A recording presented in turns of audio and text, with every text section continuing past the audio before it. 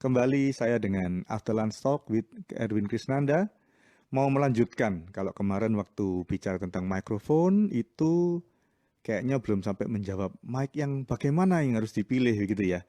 Saya menjelaskan mengenai tipe-tipe mikrofon, ada dynamic, ada condenser, ada boundary mic ya. Kemudian polar pattern atau pola kutub, pola bagaimana mikrofon mengambil suara kita. Dan itu menentukan untuk banyak hal, terutama di stage atau untuk di recording begitu. Nah, kemarin saya menjanjikan bahwa saya akan memberikan tips bagaimana milihnya gitu. Cocok apa enggak? Nah, di sini saya tidak bisa menentukan sebenarnya ya, tapi memberikan sedikit cara saja. Jadi begini, contoh misalnya mikrofon SM58 itu karakternya memang lebih bumi, lebih bumi. Saya sampaikan kemarin kalau kita ada transient baru dia akan kuat keluar frekuensi tengahnya. Nah, itu berarti karakter penyanyi juga menentukan untuk bisa memilih mikrofon. Kemudian kalau kita memakai mikrofon yang lain yang extremely berbeda misalnya seperti Sennheiser E835. Berarti di situ dengan ringannya seseorang mengeluarkan mid high atau mikrofon itu mereproduksi mid high frekuensi dengan lebih ringan daripada di Shure begitu. Nah, kalau ada waktu atau ada teman atau ada kesempatan untuk mencoba mic, itu yang paling tepat ya untuk kita memilih ya. Di samping kita mempelajari frekuensi respons, tadi yang saya sampaikan itu ada di speknya. Tapi spek itu biasanya dibuat untuk teknis. Jadi agak berbeda ketika di pemakainya ini berbeda tekanan, berbeda frekuensi, begitu. Jadi yang pertama, kalau bisa coba. Jadi ketemu mic, ini tipenya apa? Coba nyanyi. Apa yang diperhatikan? Satu adalah, kemarin saya sampaikan, jarak, proximity effect. Jadi jarak jangan berubah-ubah. Misalnya jarak 5 cm. Setiap kali mencoba mic, berikan jarak yang sama dan arah yang sama. Kemudian kita berusaha ngomong biasa, sama nyanyi, sama tekan, teriak. Tiga hal ini akan membedakan setiap mikrofon. Jadi, seperti yang saya sampaikan kemarin, ada frekuensi atau karakter. Yang kedua ada polar pattern dan proximity effect. Jadi bicara mengenai efek dari arah kita ke mikrofon. Yang ketiga dynamic, jadi tekanan. Karena di tekanan ini bukan hanya bagaimana dia kuat menerima tekanan sehingga tidak pecah, tapi juga merubah karakter tekanan itu. Sorry, tekanan itu merubah karakter mic itu. Karakternya nggak berubah mic-nya, tapi dia merespon. Jadi namanya dynamic respon. Jadi yang pertama tadi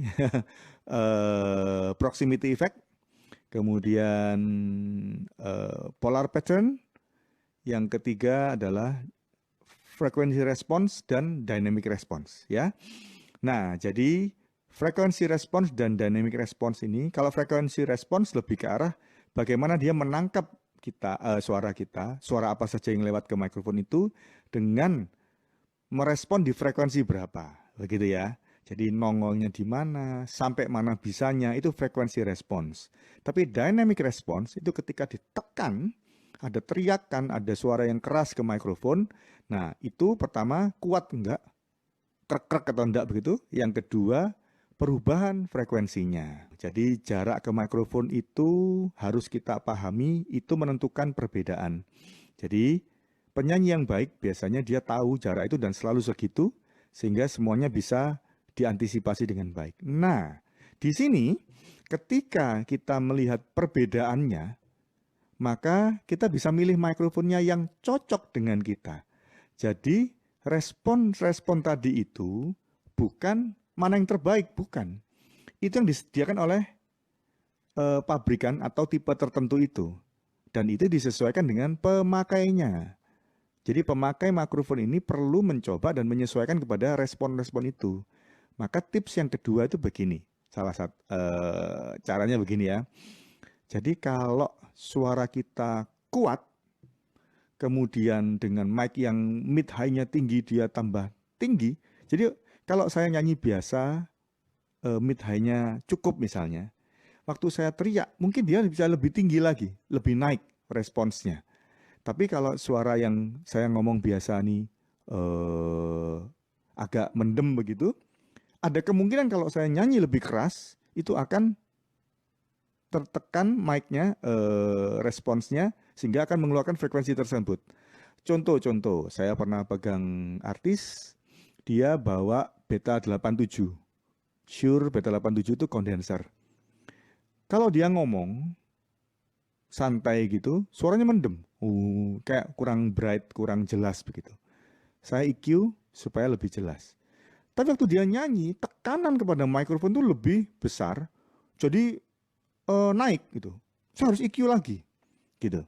Nah, bisa dengan kompresor, tapi kompresor itu menekan semua frekuensi. Karena yang ditekan adalah signal suara. Jadi dia tidak memilih frekuensinya. Yang paling tepat harusnya memakai de-esser ya. De-esser itu kompresi untuk frekuensi tertentu. Sehingga waktu dia lompat di frekuensi itu berubah, maka si kompresor atau de-esser ini akan menahan dia di titik yang sama sehingga suaranya akan normal gitu. Nah, kalau kita sudah bicara signal processor, berarti sepertinya semuanya bisa kita edit gitu. Nah, ini pengertian yang menurut saya kurang tepat ya. Jadi kita tidak bisa mengandalkan editing. Kalau mikirnya begitu berarti wah pakai mic sembarang aja, nanti toh bisa di EQ, bisa dikompres, bisa di-esser. Nggak begitu. Karena kemarin saya sampaikan bahwa mikrofon ini alat pertama yang mengcapture seluruh kemampuan suara kita. Baik frekuensi respon, dynamic response, proximity effect, dan sebagainya. Maka harusnya kita mendapatkan kemaksimalan pengambilan suara itu di mikrofonnya dulu. Jadi ngecek mikrofon harus jangan diapa-apain dulu. Jadi ketika kebutuhan di luar kemampuan mikrofon itu dibutuhkan, baru kita mengeditnya atau memprosesnya. Jadi ya kalau masih bisa milih, masih bisa mencoba, lebih baik mikrofon itu dicoba dan disesuaikan dengan kebutuhan. Tapi kalau sudah terproses atau sudah terekam, baru kita harus prosesnya. Oke, itu tips untuk memilih mikrofonnya. Jadi supaya proses tidak banyak. Kenapa saya katakan begitu? Salah satunya begini. Proses rekaman di dalam studio itu selalu hanya mikrofon, kemudian masuk ke preamp, dari preamp masuk ke recorder. Selalu begitu. Jadi tidak ada proses ketika suara direkam. Jadi kalau kita memakai misalnya interface, audio interface, itu berarti dari mikrofon masuk ke input preamp dari audio interface, audio interface dengan USB connection masuk ke komputer, itu streaming secara digital, berarti dia mengkonvert dari analog ke digital. Jadi proses ini hanya dilewatkan saja. Jadi hampir jarang kalau mikrofon masuk prosesor dulu, baru direkam masuk ke komputer. Jarang sekali. Kecuali kita tahu, oh ini cuma membatasi low cut, high cut, dan seperti itu. Tapi sebaiknya supaya apa yang dimunculkan di dalam mikrofon itu akan tercapture semuanya dengan sebaik-baiknya, maka dari mikrofon hanya pengaturan di preamp. Makanya kemarin saya memberikan tips bagaimana mengatur preamp itu untuk memaksimalkannya, bekerja, menguatkan si mikrofon, dan selebihnya baru perlu kita proses ya. Iya, memang untuk memilih mikrofon saya pikir saya perlu juga memberi edukasi supaya tidak salah pilih. Karena banyak orang beli mic itu ada yang merasa, mic ya sama aja. Kita beli, kita bisa EQ. Mau kurang ngebass, tambahi bassnya. Oh kurang terlalu tajam, kurangi high-nya. Nah, itu lupa bahwa ketika seorang menyanyi atau berbicara, itu ada tekanan, ada dynamic yang akan merubah frekuensi-frekuensi tersebut. Nah, kalau kita mengkompensasi, maka nanti suatu ketika akan gak bagus gitu ya. Tidak smooth, tidak natural. Jadi mikrofon yang bagus akan mengambil secara natural semua gerakan suara yang kita keluarkan yang akan diterima oleh mikrofon itu. Gitu. Jadi saya ulang ya tipsnya ya. Kalau mau cari mikrofon, harus sesuaikan dengan suara orang itu dulu. Ini untuk vokal ya. Jadi kalau bisa sih coba banyak mikrofon, mana yang cocok. Tapi jangan hanya ngomong halo 1, 2, 3 ya sama. Tapi kalau kita bisa mencoba tadi saya bilang dengan jarak yang sama, kemudian kita ngomong rendah, tinggi, kemudian nyanyi. Nah, nyanyi ini kan kita tidak bisa ngontrol suara aja. Maksudnya tidak ngontrol produksi tapi nyanyi aja. Nah itu akan kelihatan cocok apa enggak mikrofon itu. Yang ketiga adalah dynamic, agak tekan, agak keras. Nah di situ akan ada perubahan. Nah kalau tiga-tiganya atau secara umum itu bisa sama, artinya menyenangkan kita, maka mic itu cocok buat kita. Seperti itu. Contoh paling gampang, kalau kita nyanyinya keras, powernya gede, kebanyakan Shure paling tepat. Karena kalau keras nyanyinya, dia akan menekan dan suara akan frekuensi akan keluar dengan lebih baik. Itu Shure. Tapi kalau nyanyinya tenang, bukan berarti umi-umi ya. Kalau nyanyi umi-umi pelan-pelan, suruh latihan nyanyi keras dulu gitu. Karena nyanyi itu butuh atau ngomong dengan mic itu butuh besaran suara yang cukup. Tidak boleh terlalu pelan.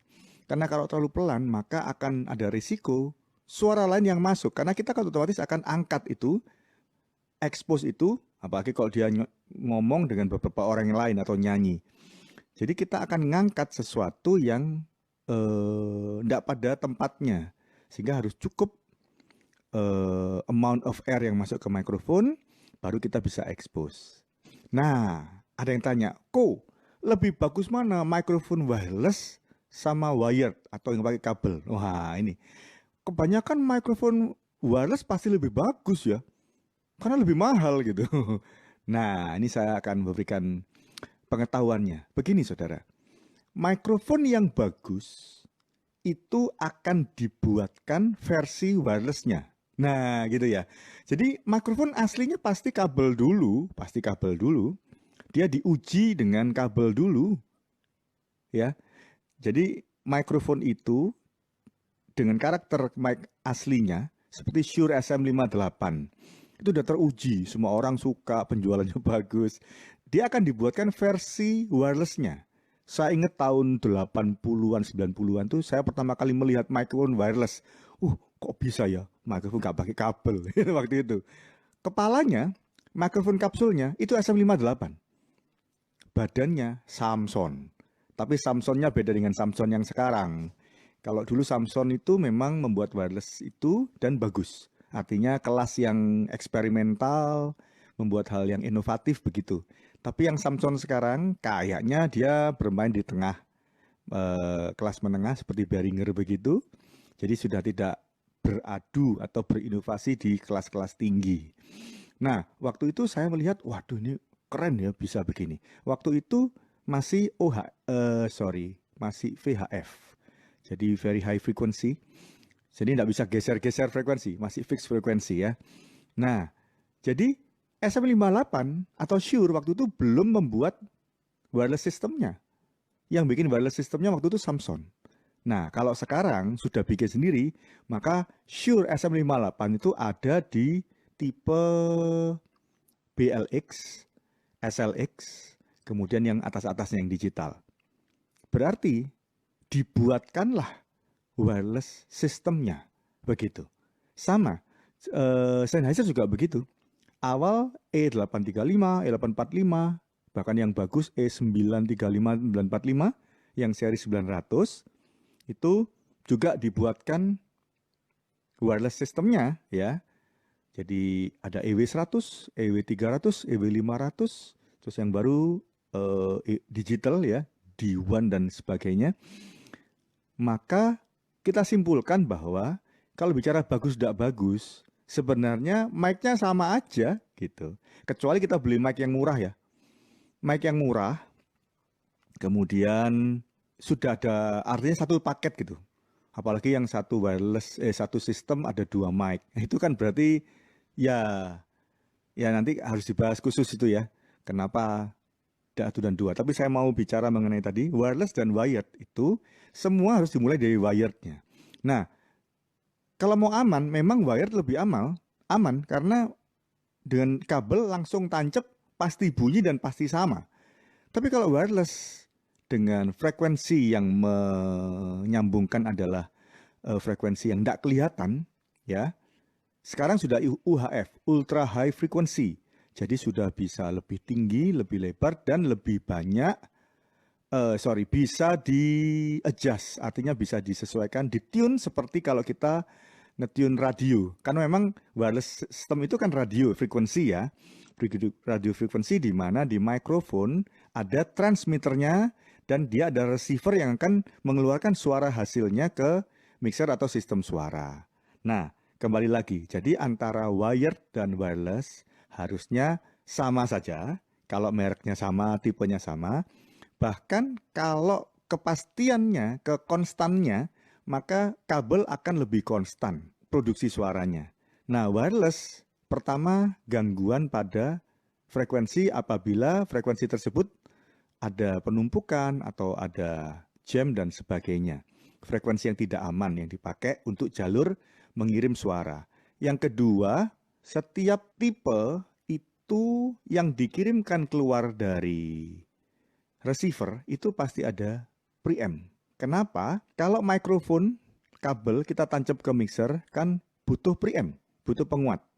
Sedangkan kalau dari receiver itu bisa saja langsung dengan line. Maka itu sudah terpreamp kuat dari receivernya. Jadi sudah ada bumbu, sudah ada warna. Walaupun itu dari pabrik ya. Pabrik yang menentukan ini nih. Kalau pakai preamp saya suaranya seperti ini. Tapi ingat ada beberapa tipe ya. Jadi Shure ada BLX, ada SLX. Kalau Sennheiser ada EW100, EW500 begitu.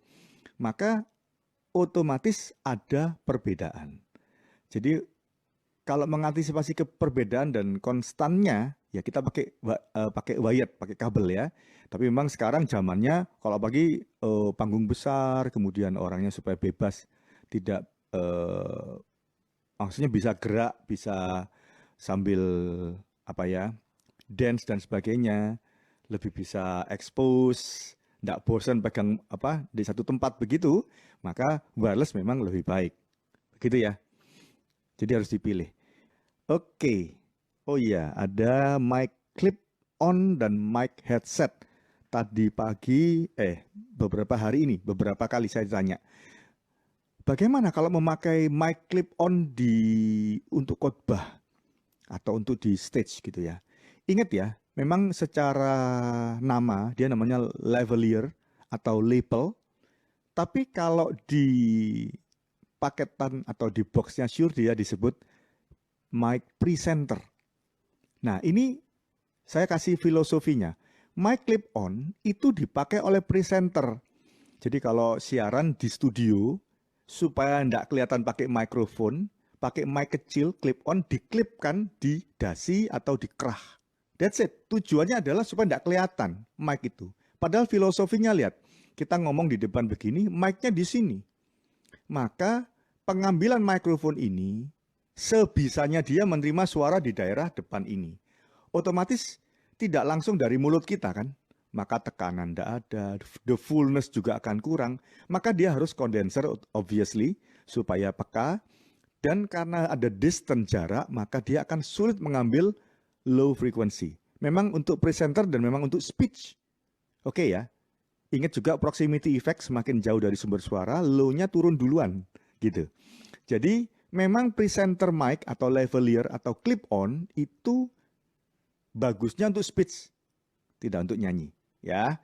Kemudian bagusnya juga jangan ada sesuatu yang kembali ke mikrofon itu. Contohnya floor monitor. Minta keras padahal mic-nya di sini, ya otomatis masuknya banyak. Mic clip on yang pertama saya pakai dulu tahun berapa ya? Ya 90-an ya, 2000 lah. 2000-an begitu. Itu Shure yang pertama, modelnya cuma lempeng begini, ada mic-nya di tengah, pasangnya di sini. Bayangkan dia omnidirectional, ngambil semua suara kalau ada yang balik.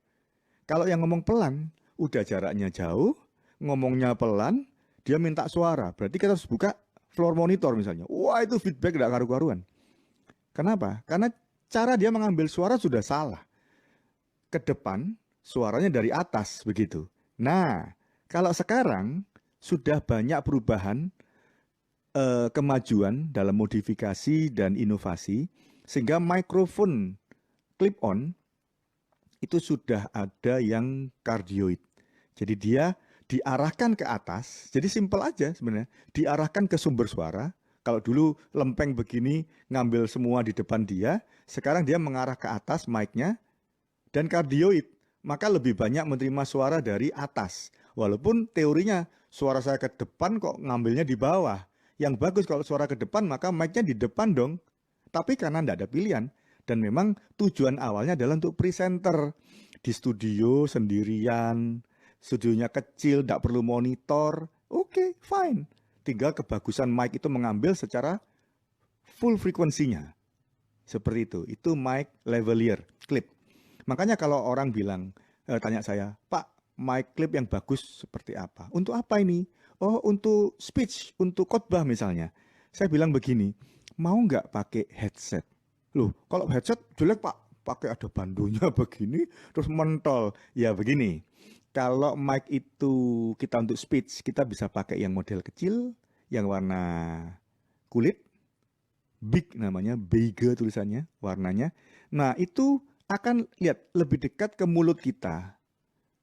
Kemudian kalau dia kardio juga ngambilnya lurus ke sini, nggak omni, maka ini lebih aman dan lebih, bukan hanya aman dari feedback, tapi suara juga lebih full diambil daripada mic clip di sini, gitu ya. Nah, mic headset yang pertama dulu muncul itu gede, mentol-mentol gitu ya. Orang mungkin nggak suka. Tapi dengan diafragma mikrofon yang lebih besar, maka dia lebih bisa mengambil low frequency dan dynamic. Jadi kalau untuk nyanyi, saya sarankan pakailah yang mentol itu aja, supaya suara kita diambil dengan sangat baik. Walaupun sekarang berinovasi, yang kecil pun bagus, begitu, dan tidak murah ya, maka pilihan itu bisa, tapi kembali lagi, sampai di mana kita membutuhkannya. Kalau penyanyi ini ada low, ada dynamic, lebih baik pakai yang agak besar.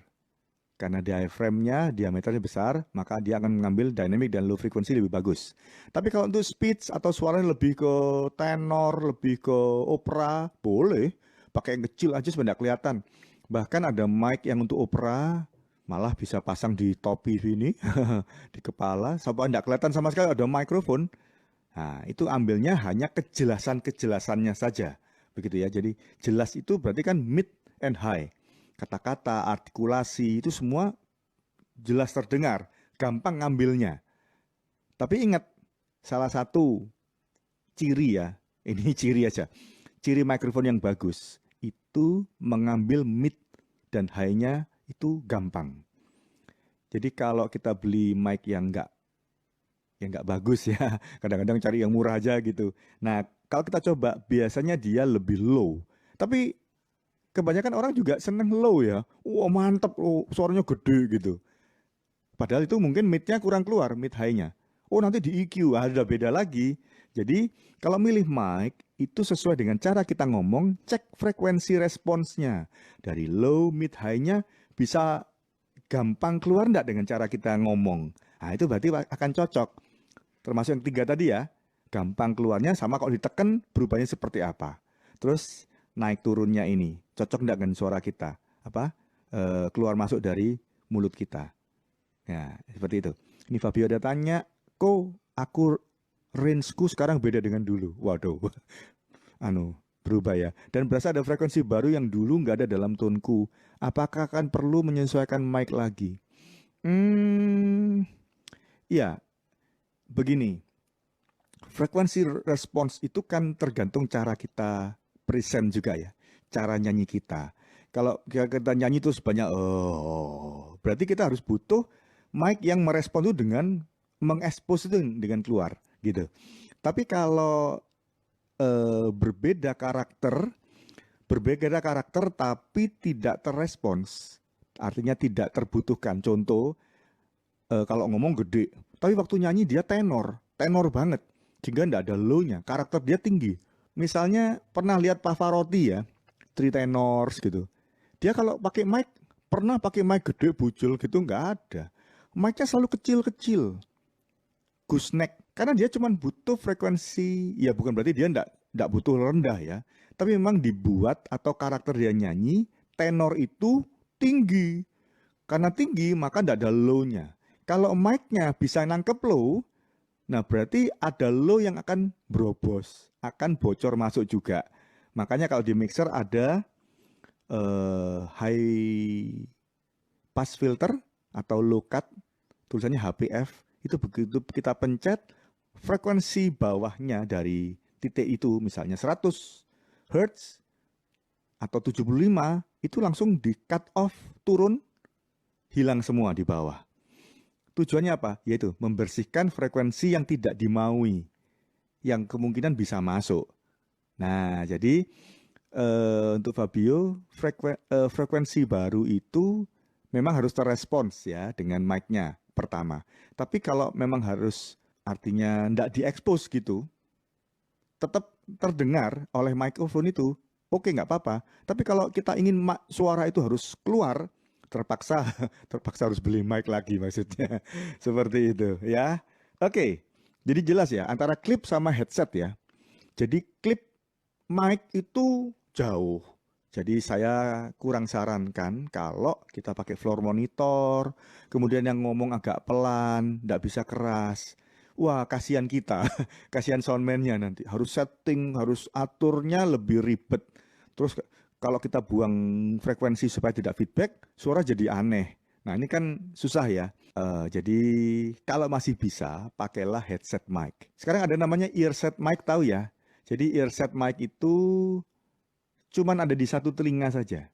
Jadi nempel di nyantol di satu telinga, langsung ke sini. Cuman itu agak sulit ngaturnya. Kalau Shure tipenya MX153 begitu ya, itu kadang sulit, kalau nggak pas dia bisa lepas atau nggak enak yang make. Bahkan kayak Karni Ilyas kadang di plester di sini ya supaya nggak goyang mic-nya. Nah itu karena sulit. Tapi kalau yang pakai orang bilang bandu atau headset, bisa di sini, bisa di belakang, itu pegangannya dua telinga tapi mic-nya satu. Itu lebih mantap. Artinya orang lebih pede ya, nggak goyang-goyang. Kita juga enak, suara nggak berubah-berubah. Begitu. Jadi ada yang headset, ada yang earset. Headset ada yang seperti ini, orang bilang bando, seperti headphone, tapi yang baru lewat belakang aja untuk untuk dipasang di dua telinga tapi mic-nya satu. Seperti itu. Tapi kalau terpaksa harus pakai mic clip on juga boleh. Artinya ya dipilih yang cardioid, dipilih yang responnya bagus, rejectionnya bagus, kemudian diatur yang baik dari gain structure-nya, kemudian floor monitor di EQ yang teliti supaya tidak gampang feedback, dan ya harus dicoba dulu. Jangan langsung sudah disiapkan terus yang khotbah langsung ditempel jebret maju. Wah, kita setengah mati. Jadi sebaiknya setiap ada mikrofon pemakaian baru, bahkan pemakai baru, kalau memungkinkan selalu dicoba dulu. Ya, itu antara clip on dan headset. Satu yang terakhir ini sekarang. Ini penting untuk masa-masa ini. Saya mau bahas bagaimana mikrofon yang bisa kita pakai kepada sistem rekam cepat ya, misalnya ke handphone. Nah, sekarang ada mikrofon yang sudah disediakan untuk memaksimalkan kepada hanya rekam dengan handphone, smartphone ya. Nah, contohnya banyak sih. Ini saya pegang mic W, apa ini? Ya ini satu set mikrofon yang bagus, artinya begini. Yang pertama, kita harus tahu bahwa handphone itu, smartphone itu punya mikrofon tentunya. Tapi waktu dia mengambil suara dengan mikrofon itu, ini mikrofon yang tidak disediakan khusus. Kalau untuk headphone-nya itu banyak yang DAC-nya. Jadi di smartphone DAC atau digital audio converter-nya dibuat sangat baik sehingga dia menyerupai DAC yang dijual terpisah itu. Jadi smartphone misalnya Bang & Olufsen itu dipasang di LG yang V, tipe V yang untuk musik itu. Jadi itu sudah pakai Bang & Olufsen DAC, juga headphone-nya atau earphone-nya juga dapat Bang & Olufsen. Kalau Samsung headphone-nya atau earphone-nya dapat EKG, cukup bagus. Tapi dia tidak spesial di dalam DAC-nya atau digital audio converter-nya. Nah, yang pertama kita harus tahu bahwa mikrofon itu bisa kita ganti suaranya supaya nanti yang masuk waktu kita rekam atau kita video itu suaranya sudah bukan lewat mikrofon tersebut. Nah, mic di smartphone ini juga dia omnidirectional. Jadi ngambilnya ngawur, semua aja diambil gitu ya. Kadang-kadang kalau di depan, suara di belakang kita juga keambil, pantulan suara keambil semua gitu ya. Nah, maka kita bisa mengganti mikrofon ini dengan beberapa cara. Yang pasti untuk smartphone itu kita membutuhkan konektor yang seperti ini. Tahu kan ya? Jadi ini namanya TRRS. Jadi garisnya 3.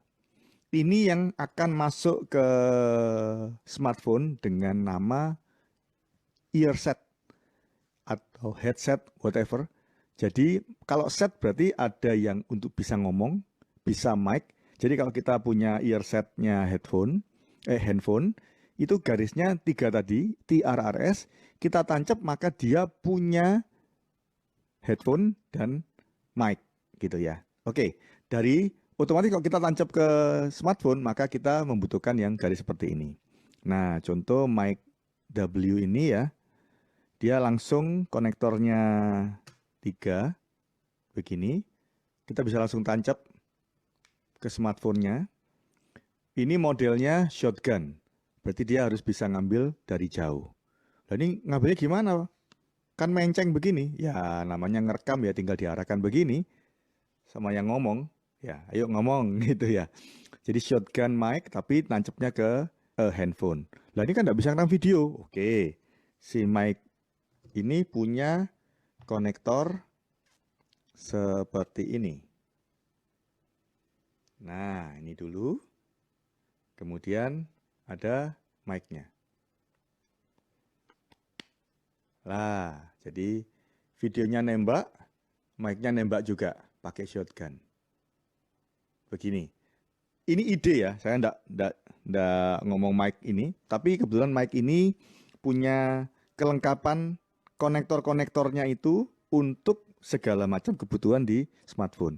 Idenya adalah yang pertama shotgun mic. Jadi kalau kita memvideo satu arah begini, yang kita ambil jaraknya jauh, otomatis seperti yang kemarin kita jelaskan mengenai shotgun, kita memakai shotgun yang nancep ke smartphone. Begitu ya. Jadi karena shotgun itu super cardio, bisa mengambil jarak jauh, maka kita bisa ambil dengan shotgun mic yang nancep ke smartphone. Cara kedua, kalau sebuah presentasi, jadi misalnya mau lebih jelas begitu ya, kita bisa pakai clip on mic tadi. Tapi clip on mic yang ujungnya itu TRRS supaya bisa langsung direkam ke smartphone. Begitu ya.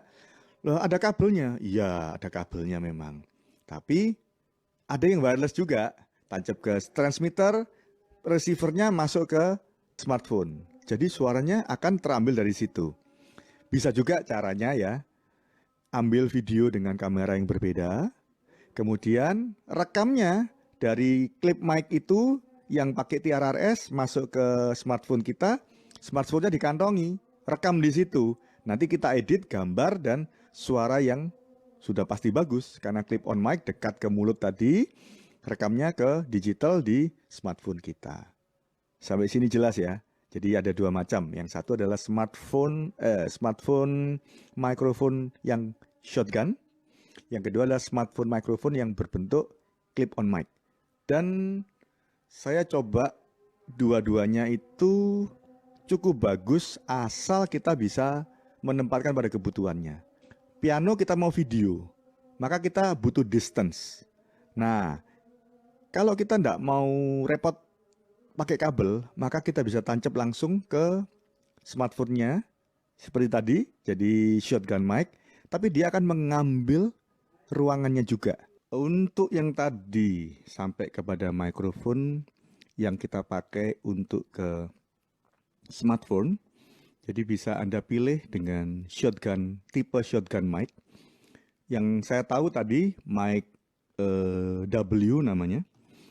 Dan ada juga Rode dari Australia yang cukup bagus. Jadi untuk Android itu dia memakai konektor yang TRRS. Jadi semua yang ber-TRRS atau umumnya Android bisa. Tapi untuk yang iOS, untuk Apple products, dia memunculkan yang berkonektor Lightning. Di Lightning itu jadi langsung tancap di Lightningnya. Jadi dia tidak lewat analog di AC tapi dia langsung ke dalam. Kalau piano, kalau kita pakai yang shotgun, maka dia nancep ke handphone langsung, smartphone, maka dari video yang kita pasang dalam jarak yang kita mau dari frame atau angle pengambilan video, maka suara ngikut ngambil di daerah itu. Sama dengan kalau kita memakai video kamera. Otomatis kemarin saya jelaskan dengan shotgun microphone kan. Jadi shotgunnya ini di set seperti mikrofon kamera. Kekurangannya adalah ketika misalnya ruangannya gaung. Terus antara suara yang masuk, suara yang dimainkan piano dengan pantulannya lebih besar pantulannya. Terus suara AC misalnya. Terus misalkan ada kendaraan lewat di depan rumah kenceng, itu masuk juga ya. Karena sekalian diambil semua yang muncul di ruangan itu. Tapi secara ambience, secara ngambil naturalnya, dia natural sekali. Karena diambil dari distance, jarak. Nah, kalau kita memakai yang satunya tadi, mic clip, itu bisa bagus juga. Dengan cara kita lebih dekatkan ke daerah piano. Jadi nanti kalau lihat di channelnya Kristalin Kristela, itu twin, dia main piano. Jadi saya bantuin untuk mereka bikin ini, channelnya. Itu mikrofon pakai yang lavalier, itu digantung di atas senar. Tentu saja pakai kabel ya. Tapi mereka kan bikinnya klip. Jadi video diambil terpisah. Maka ketika ngambil suara, itu hanya mic clip itu digantung di atasnya senar. Kita pilih, kita balance. Kita mau yang mana? Low. Itu kan yang main kan forehand. Jadi, kalau yang main ritmenya lebih kenceng, kita ambil ke kanan sedikit. Jadi kita balance dulu, sudah baru mereka main rekam. Terus kalau itu terlalu cetok gitu ya, terlalu jelas, kita bisa cari geser-geser tempat di mana. Itu sama ya. Jadi salah satu miking teknik adalah kita mencari spot yang terbaik. Gabungan antara frekuensi respon, frekuensi yang kita ambil, balance. Jadi kalau piano yang segitu lebar, touch-nya kita bisa balance dengan cara kiri kanan. Terus kita tarik agak keluar dari box itu, kita dapat ambience juga gitu. Dan ambience-nya bisa kita atur karena pengambilan suaranya itu kita atur kepada mikrofonnya. Tapi kalau pakai shotgun kan nyerah dengan posisi kita ngambil frame anglingnya itu. Itu namanya sweet spot. Sweet spot itu tempat di mana kita paling enak nih gitu. Nah, kemarin saya bilang kan, kalau kita mau rekam, kita dengar orang main piano, main drum, ini kok enak. Kalau di sebelah sini kok kicknya kurang jelas, di sini jelas. Maka di tempat itulah kita bisa pasang room mic atau mikrofon untuk menggantikan telinga kita. Karena itu enak ya, diambil dong, gitu ya. Jadi sweet spot untuk capturing the sound. Sampai sini jelas ya. Kalau udah jelas, saya masuk yang berikutnya. Yang berikutnya sebenarnya bukan mikrofon, tapi sedikit untuk teman-teman yang mau ngambil gambar, video secara langsung, tapi suaranya nggak bagus. Ya, contohnya, misalnya kita mau live streaming online ibadah misalnya. Maka kita ambil, kalau kita ambil suara dari distant, artinya dari speaker langsung, jadi ibadah nih. Terus kita pasang smartphone, kita live Instagram atau Facebook, kita ambil dari speaker, dari mikrofonnya, yang dimana dia mengambil suara speaker ruangan itu, otomatis akan banyak ketidakcocokan ya, walaupun mixingnya bagus. Tapi karena distant itu dan cara mengambil mikrofon yang kurang baik dari mikrofon smartphone-nya sendiri, maka tidak akan bisa maksimal menurut saya. Misalnya juga salah satunya, di sebelahnya smartphone ini ada orang watuk, wah masuknya kenceng gitu ya. Jadi saran saya adalah memakai smartphone audio interface. Jadi ada alat yang menerima suara yang kemudian kita masukkan ke smartphone itu menjadi input suara menggantikan mikrofonnya. Kalau tadi yang saya sampaikan pertama adalah mikrofon, yang ditancapin mikrofon, yang sekarang adalah sistem suara, misalnya output dari mixer. Nah, maka di mixer itu kita mix dulu, kemudian hasilnya kita masukkan ke interface tersebut, maka interface tersebut akan menggantikan mikrofon smartphone dengan suara yang dari mixer tersebut. Ya, jadi untuk smartphone ada mikrofon yang memang diciptakan untuk itu. Jadi intinya begini, kalau dulu kamera dan video kamera yang dipersiapkan untuk mengambil gambar itu diberikan tambahan perangkat untuk audio supaya bagus. Sekarang smartphone pun yang harusnya untuk mainan gadget, karena kamera smartphone jadi bagus sekarang, bisa-bisa kamera smartphone kita, iPhone misalkan, bisa lebih bagus daripada handycam yang lama kameranya. Maka kemudian dibuatkanlah sistem-sistem dan perangkat yang bisa memaksimalkan capturing audio di smartphone kita. Oh ya, tadi saya bicara mengenai smartphone dengan konektor TRRS ya, garis 3. Tapi Anda juga harus tahu bahwa kalau ke SLR itu garisnya 2. Jadi tidak bisa memakai konektor ini. Makanya kalau produk-produk yang untuk video, audio untuk video, dia akan menyediakan mana yang 3, mana yang 2. Kalau 3 itu masuk ke smartphone, kalau yang garisnya 2 namanya TRS, ukurnya sama 3,5 mm, itu untuk masuk ke SLR. SLR itu kamera foto ya. Kamera foto yang sekarang juga bisa untuk video. Atau handycam. Itu semua kalau 3,5 mili, kita harus pakai yang TRS. Garisnya 2. Tapi kalau ke smartphone harus pakai yang garisnya 3. Jadi ada 4 connection kalau smartphone. Kalau SLR, 3 connection. Itu sama dengan XLR. XLR itu konektor mikrofon itu ya, yang bundar.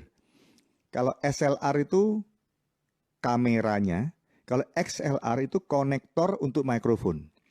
Kalau konektor untuk SLR itu memakai yang 3,5 mili, yang TRS, yang garisnya 2. Tip ring sleeve. Tapi kalau TRRS itu tip ring sleeve. Nah, jadi tip and ring yang pertama itu untuk headphone, kiri kanan gitu, stereo. Yang ketiga itu mikrofonnya. Jadi ketika kita memakai SLR, ini berubah connection. Maka tidak bisa pakai konektor yang sama. Seperti itu kira-kira. Sehingga contohnya Rode itu dia punya konektornya yang cukup lengkap ya. Jadi ini ke sini, ini ke sini. Jadi kalau kita misalnya pakai SmartLav Plus, itu konektornya garis 3. Maka kalau kita mau ke SLR, kita berikan konektor menuju ke garis 2. Begitu. Oke, ini sharing saya mengenai mikrofon. Thank you so much. Sampai ketemu lagi. God bless you all.